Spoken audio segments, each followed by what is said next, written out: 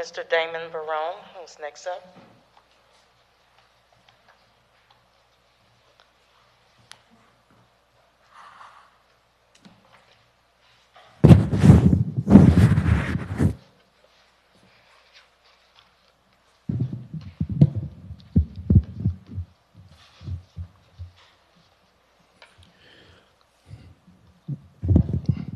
Greetings, Damon Barone, Alief ISD parent, taxpayer, and alumnus. At the October 20th, 2020 school board meeting, while discussing agenda item number 7, Director of Public Relations Kimberly Smith stated that the district went door to door for 3 days, specifically September 30th, October 1st, and October 2nd, canvassing the school district for what you all called missing Alief ISD students.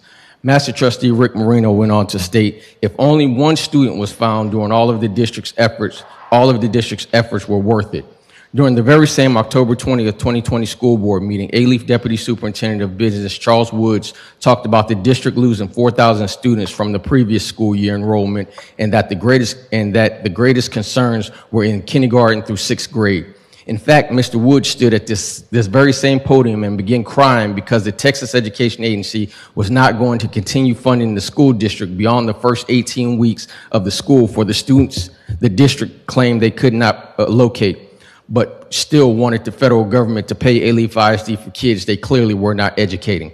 Fast forward to October 24th, 2021, to a story that became breaking news all around the country. 8-year-old Alief ISD student Kendrick Lee had been missing from school for an entire year because he was deceased in an apartment number 531 at the City Park 2 at West Oaks apartment complex with his 3 brothers whose ages are 15, 9, and 7 years old. Authorities said that 18-year-old Kendrick Lee had been deceased in the bedroom of the apartment since November of 2020, allegedly right before Alief ISD's Thanksgiving break. 1 year prior to Alief ISD, Kendrick Lee and his siblings' truancy from multiple Alief ISD campuses, during a December 18, 2020 Channel 13 news report, investigative reporter Ted Oberg interviewed our superintendent, Coach Henry David Chambers, and Anna Troya, whom told it that the district had been going door to door looking for the district's missing students the entire year, which 8-year-old Kendrick Lee lay deceased with his 3 other siblings fending for themselves in that apartment that is 90 yards across the street from Alief Miller Intermediate School, 1.5 miles from Alief Albright Middle School, 3 miles from the closest Alief ISD high school, and 4.5 miles from Alief ISD administration building in this boardroom.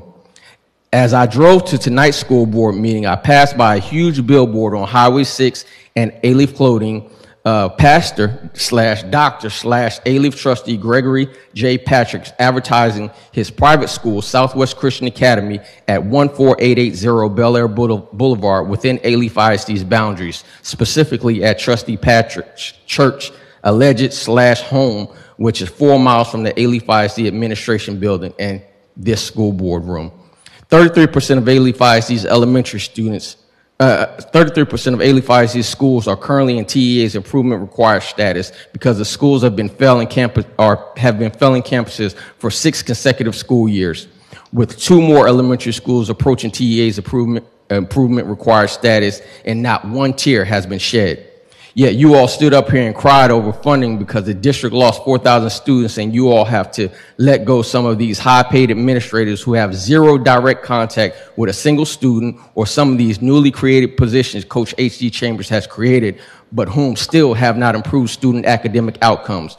You all also sat up here and cried because Coach H.D. Chambers' parents was right there in the audience during the September 21st, 2021 school board meeting, and you all campaigned for Pastor Greg Patrick to serve on this Alief ISD school board while he runs a private school 4 miles from tonight's board meeting, and he competes for the same students and parents, teachers, administrators, and the district blames TEA for not funding their education, while the pastor is charging those same Alief students to attend the private school that is at his home slash his church. I have two questions for the Texas Education Agency, parents, students, and community members. How long are we going to continue to allow Alief ISD school board and the baseball coach disguised as a superintendent slash politician to continue failing our students? And more importantly, at what cost will it take for someone to finally get involved and say enough is enough? The students, parents, and community of our Alief district deserve better. It is time for new voices and a new direction to stand up and take back our school district from these professional politicians, the Public Relations Spins Department, and fake advocates who have an agenda different from the Alief ISD School Board Policy, AE Local. Damon Barone, Alief ISD parent, taxpayer, and alumnus, and I yield my 9 seconds for a moment of silence.